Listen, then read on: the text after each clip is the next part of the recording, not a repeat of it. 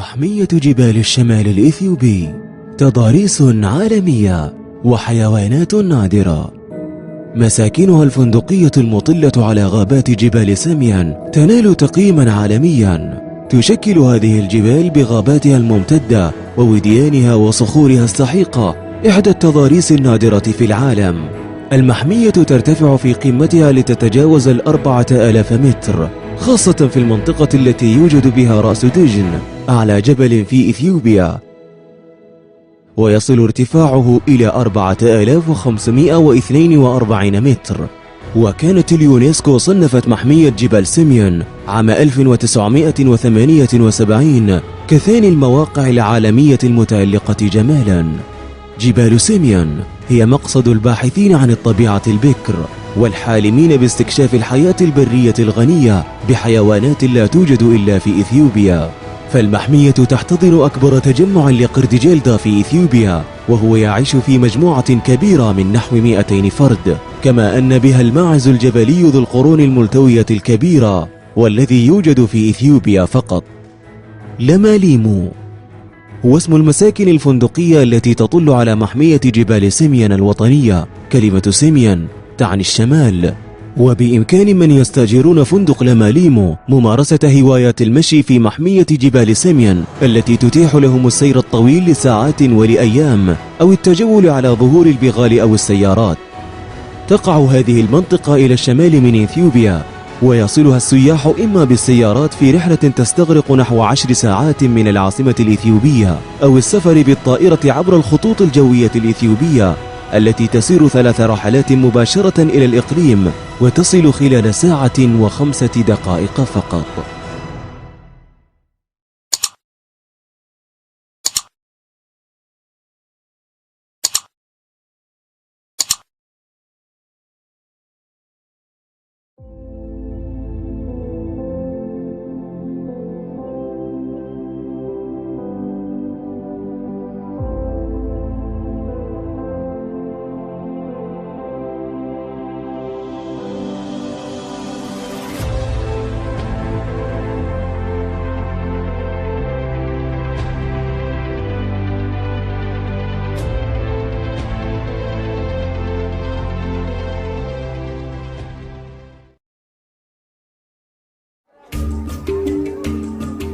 One billion people live in Africa.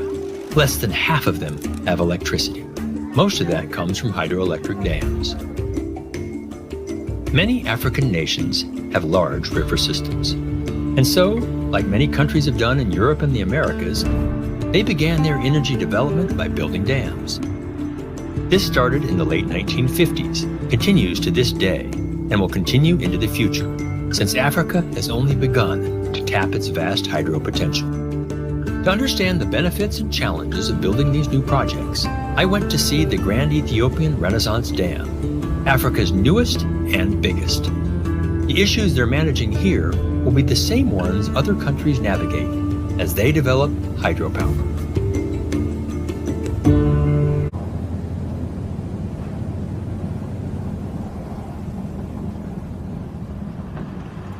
Kifle Horo is an engineer working for Ethiopiya Electric Power on this and other dams for 30 years. Welcome. Thank you. Thank you. Great to be here. Pleasure to meet you here also, to welcome you here. Thank you. He's now the manager of this entire project.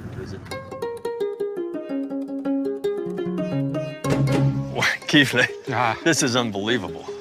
yeah, it's a big job. I mean, this wall just goes forever. You can hardly see the other end. Yeah, it's nearly 5.2 kilometers, maybe 3.6, 3.8 miles. Miles. And this is not the main dam. This is not the main dam, it's the second dam. Right, the long one, but not the... The long one, not the tall one. Right.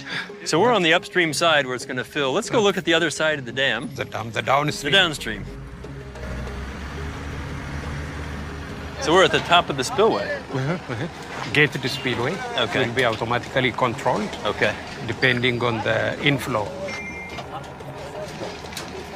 This is called the Grand Ethiopian Renaissance Renaissance. Dam. Why Renaissance? What does that mean? Ethiopia was great some centuries ago. That's why we call it a renaissance, coming back to our greatness. So we have 2 powerhouses. Right. We have 10 units here and 6 units there. Okay. The total intended capacity is around 6.3 gigawatts. 6 or 7 nuclear reactors. Exactly. This is It's a big, massive. It's a big plant. Why is Ethiopia building this dam? Because like most African countries, its energy demands are rising. And that's because its cities and industry are growing. Ethiopia's capital, Addis Ababa, looks like any big US city. In fact, it has a bigger population than all of them, except New York. This is, the scale of this is just crazy here. What's the capacity of one of these? One generator is 400 megawatts. 400. And that's 24/7, 365. That's always on if you want it on. Yes. It's crazy. And there's 16 of these in this whole facility? 16 of these. How much water, just ballpark, is moving through Around this? 350, 330 meter cube. 350 cubic meters Cubic meter per second. Every second. Every second. Every second. Unbelievable. I did learn that one Ethiopian contractor had been fired and charged with fraud, another challenge in this kind of project. But overall, I had a very positive impression of the dam and its construction team. What does this dam, how will that contribute to lifting up Ethiopia economically? The country is leading toward industrialization, well, agricultural-based industrialization. Right. So for industry, having a reliable and cheap electricity backbone. We've seen some small villages here that are probably unelectrified, I would think, cooking inside with wood and other things. So the government has an aggressive program to electrify the country as well. So you'll be able to provide electricity to citizens of Ethiopia. And also we are connected to the neighboring countries. We are building a big transmission line with a capacity of over 1,000 megawatt to Kenya, which will be a venue to be connected to the Southern African grid. Right. It's not only for Ethiopia, I think it's a pride for Africans as well, not to Ethiopians alone. Yeah, for all of Africa. Yeah, all of Africa.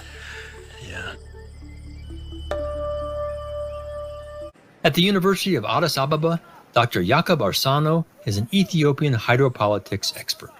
So what does the dam allow Ethiopia to do with the water currently? The water that Ethiopia can keep and use, and what it will have to release down through Sudan and to Egypt. Is there a plan for that yet? It's a lot of rainfall in Ethiopia from June to September. So that is the time the dam gets filled. Okay. The filling will take between 5 and 7 years.